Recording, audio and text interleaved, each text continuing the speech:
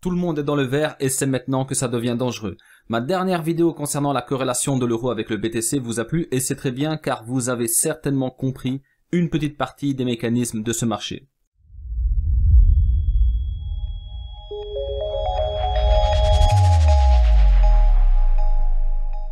Vous l'avez vu, le dollar se fait complètement défoncer par tous les actifs, mais attention, les acheteurs ont localisé quelques endroits intéressants pour charger en dollars, notamment sur du journalier. Nous allons voir tout cela plus loin dans la vidéo. Alors, vous êtes nombreux à chercher des résistances, mais il n'y en a pas vraiment à l'exception de quelques-unes qui corroborent parfaitement avec le graphique de l'euro contre le dollar. À l'exception de quelques obliques, du ratio de Fibonacci, des vagues d'Elliott et j'en passe et des meilleurs, vous n'avez pas vraiment de résistance. C'est ça qui est dangereux. Donc le danger est omniprésent. C'est maintenant qu'il va y avoir des victimes, que ce soit pour louper le train ou se faire carrément lessiver avec une belle correction. Je ne sais pas si vous vous rendez compte, mais notre gros support est à 19 300 $. Est-ce qu'il y en a parmi vous qui sont prêts à investir là à 23 000 $ et voir descendre le prix jusque ce support ou même bien plus bas? Maintenant, est-ce qu'il y en a d'autres qui sont prêts à vendre maintenant et voir le BTC par exemple à 30 000 $ dans quelques jours? Posez-vous cette question et vous allez comprendre qu'il faut penser long terme. Quand nous avons investi aux alentours de 3 000 $, il y a eu des retardataires qui sont montés dans le train à 5, 6, 7, 8 000 $. Croyez-moi, ils ont souffert quand le Bitcoin est par exemple passé de 8 000 à 6 000 $ pour ensuite passer à 10, puis de 10 à 8, etc., etc. Ils ont eu de grosses frayeurs sur du court et moyen terme, mais regardez maintenant. Qu'est-ce que ça peut leur faire que le Bitcoin passe de 23 à 20 000 $? Rien. Rien. Il y a tellement une marge de bénéfice énorme pour ceux qui sont rentrés sur le bottom qu'il n'y a pas de problème. Par contre, celui qui rentre maintenant, il va devoir raisonner long terme, il va devoir penser long terme pour justement avoir la même marge de bénéfice dans quelques mois ou quelques années, je l'espère, à condition que la courbe du Bitcoin reste haussière sur du long terme. Nous avons pris aussi des risques quand nous avons investi aux alentours de 3 000, 5 000, 8 000 $, etc. Il y a toujours un risque. Alors ok, les grosses institutions ont les projecteurs braqués sur le Bitcoin ainsi que sur quelques grosses crypto-monnaies. Mais le problème quand on brise un ATH, ici en l'occurrence le plus haut historique, et qu'on est déjà à 23 000 $, attention, on n'est plus à 500 $ du support. On n'a plus de support avant 19 300 $. Donc imaginons, on va prendre un exemple, dans quelques semaines, le Bitcoin est à 30 000 $. Qu'est-ce que nous avons comme support? 19 300 $. Vous comprenez? Là, il faut une structure. Il faut qu'une structure se forme pour commencer à avoir des supports. On va commencer à avoir des supports sur du 1 heure, sur du H4, sur du daily et ensuite, enfin, sur de l'hebdomadaire et par après sur du mensuel. Mais pour l'instant, il n'y a que 19 300 $ comme support. Donc, plus ça monte, plus ça va être dangereux pour ceux qui vont investir en retard. Peu importe quand vous allez rentrer, l'idéal est d'investir et de vendre par palier.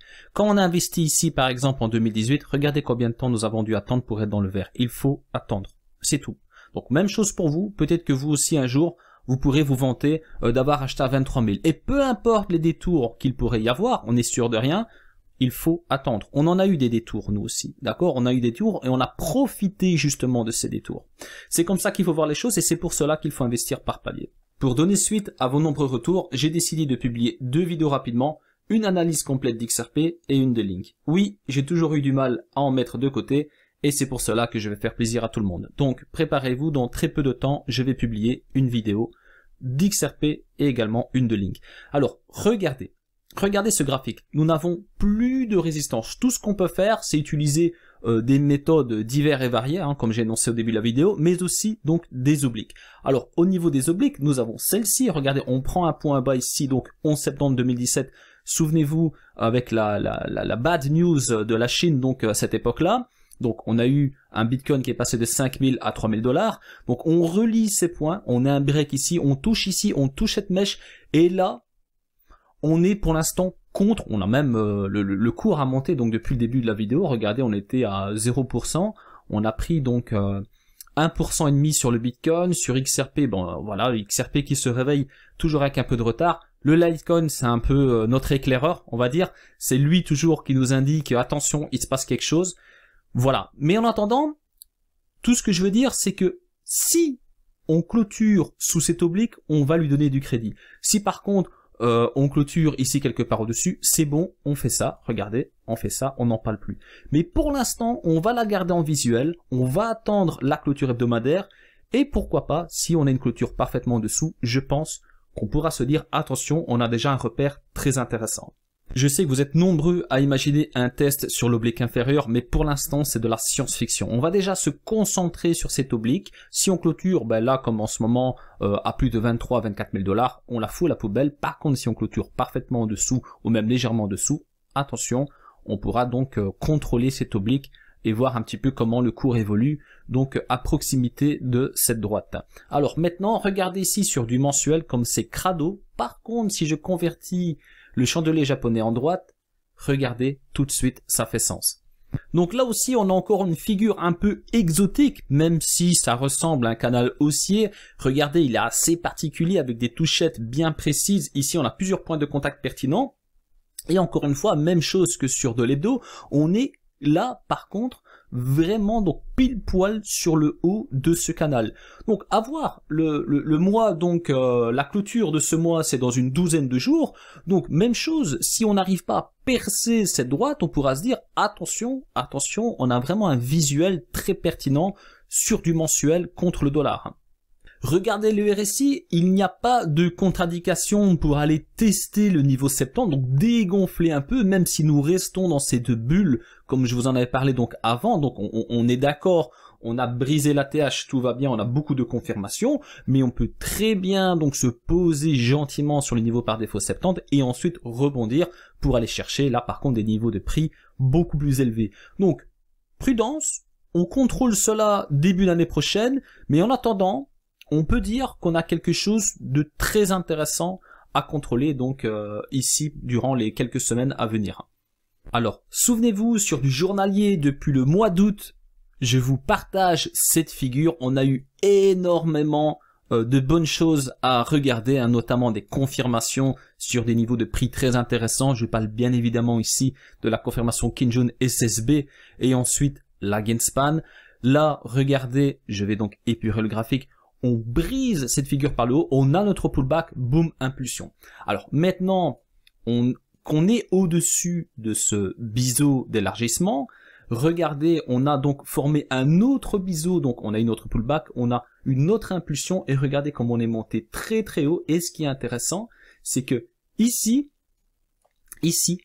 on a break cet oblique. Alors ça a été encore une fois de plus, c'est comme ici, hein, souvenez-vous, hein, c'était la panique, c'est la fin du monde, etc., etc. Alors, ici, là, par contre, on touche, donc c'est parfait, on touche, et là, regardez, on break cet oblique. Vous savez pourquoi on n'a pas pu aller plus bas? La réponse, c'est Ichimoku Kinkoyo qui nous la donne. Tout ça grâce à notre Kijun ici. Regardez, déjà là, on vient juste tester la Kijun. Il y a eu de la panique, je sais pas pourquoi. On a juste testé la Kijun et là, on perce la Kijun, mais on clôture parfaitement dessus. Donc du coup, qu'est-ce qu'on fait? On recharge, boum, explosion. Alors, ce qui est intéressant aussi, c'est notre Lagenspan ici qui s'arrête pile poil. Donc on avait deux signaux d'achat, d'accord? On avait notre Kijun ici et notre Lagenspan qui vient buter contre cet oblique. Donc, achat, boum, impulsion, on brise à nouveau la TH, et là, regardez, on est venu presque toucher le haut de cette figure, donc c'est magnifique. On arrive donc sur des niveaux très très hauts, donc sur le Bitcoin, il n'est pas impossible qu'on ait un petit essoufflement sur l'oscillateur ainsi que sur le chandelier, mais regardez comme c'est chirurgical. Clairement, celui qui n'avait pas Ichimoku Kinkoyo avec lui, là, ici, le 11 décembre 2020, qu'est-ce qu'il faisait? Il vendait. Ouais, je vends, on va aller toucher l'oblique, on va aller toucher ici notre support, je pose un long à 17 000 $. Par contre, celui qui avait Ichimoku Kinkoyo, ah ben moi j'achète. Ah moi j'achète. Là on vient de clôturer sur la Kijun, on a notre Lagenspan ici, moi j'achète. Et voilà. Vous comprenez? Vous comprenez comment ça fonctionne? Il faut donc déjà utiliser les bons indicateurs, et ensuite il faut aussi donc pensez à l'inverse de ce que vous voyez, surtout dans les réseaux sociaux, j'ai envie de dire. Car ici, je suis désolé, tout le monde parlait de vente, et même chose ici. Et que pourtant, c'était le meilleur moment pour acheter et tout de suite bénéficier d'une belle impulsion haussière. Donc, comme vous avez pu le constater, on a pu encore rentrer en toute sécurité sur des prix même élevés. Hein. Regardez, si je retourne sur mon graphique précédent, on a encore pu rentrer donc à 17 000, 18 000 dollars pour bénéficier tout de suite d'impulsion haussière, mais on sent qu'on arrive tout doucement sur un blocage. Donc, comme je vous en ai parlé dans ma dernière vidéo où je vous ai schématisé l'euro contre le dollar, on a donc un canal baissier qui s'est formé depuis 2008. On commence à avoir des confirmations très intéressantes. On a besoin de clôturer ce mois ou plutôt cette année pour voir un petit peu si on arrive à percer ce canal qui date maintenant depuis 2008, si on arrive à le percer et avoir une confirmation d'un break ici. Par contre, là où ça bloque, c'est qu'on est carrément contre la SSB. Donc on pourrait bien évidemment avoir un essoufflement, même retester le haut du canal pour ensuite repartir ici et aller chercher notre oblique et du coup avoir un Bitcoin qui pulse très très fort vu que le dollar donc perdrait beaucoup de valeur contre l'euro. Ce graphique journalier corrobore parfaitement avec le message que je fais passer dans cette vidéo. Donc on le sait, le dollar perd de la valeur contre tout. Mais attention, il va pas toujours perdre de la valeur. Il y aura toujours des rebonds techniques, il y aura toujours donc des supports acheteurs sur le dollar à un moment donné. Et ici, ce qu'on peut remarquer, c'est que l'euro donc en journalier, depuis mars 2020, il est dans un canal haussier. On a une droite très pertinente ici sur le haut et regardez, on vient tout juste de buter une nouvelle fois sur cette droite. Donc on peut imaginer un essoufflement de l'euro contre le dollar et du coup un essoufflement sur le Bitcoin contre le dollar. La logique nous indique cela. Maintenant, par contre, si on break ce canal par le haut, là c'est une euphorie absolue, donc l'euro va prendre beaucoup de valeur contre le dollar et du coup si le dollar perd de la valeur, on va avoir un Bitcoin qui va donc performer donc sur beaucoup d'actifs, en l'occurrence le dollar et y compris l'euro. D'accord? Donc ici on remarque un double bottom, c'est très propre, une confirmation, donc on a un range qui s'est formé avec un double bottom, une confirmation ici pour passer à l'achat et aller chercher cette oblique.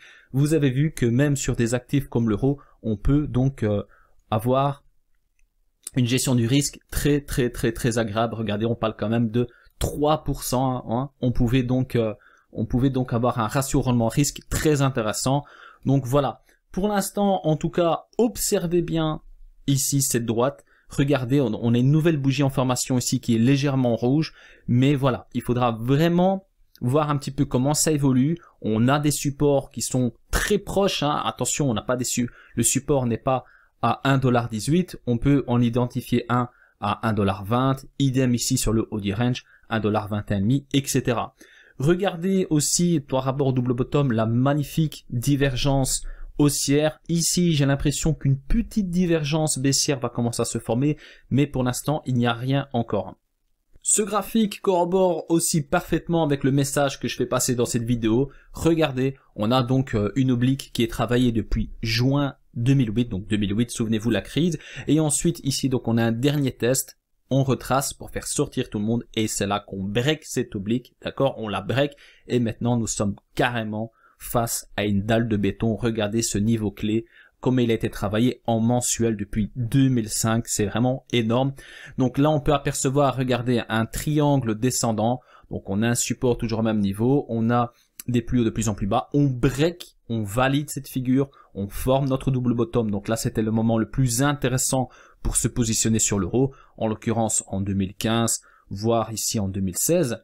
Ensuite, on vient tester notre niveau clé, d'accord, le niveau clé du triangle descendant. On a notre rejet, on a enfin pu découvrir notre droite haussière qui va donc nous donner un visuel sur des prix qu'on pourrait donc tester à l'avenir. Hein. Imaginons, je sais pas, en 2025-2028, si l'euro est encore là, bien sûr, on pourrait toucher à nouveau cette oblique. Mais pour l'instant, regardez, on est face à une dalle de béton, donc on peut imaginer un essoufflement, d'accord, pour faire encore sortir tout le monde et ensuite break cette dalle de béton. Et là, du coup, aller chercher des niveaux que nous avons donc atteints, par exemple, en 2014 ou encore en 2011 ou dans le meilleur des cas, en 2008. Et je parle là donc de 1,60 $, ce qui pourrait donc correspondre à une euphorie totale sur le marché du Bitcoin.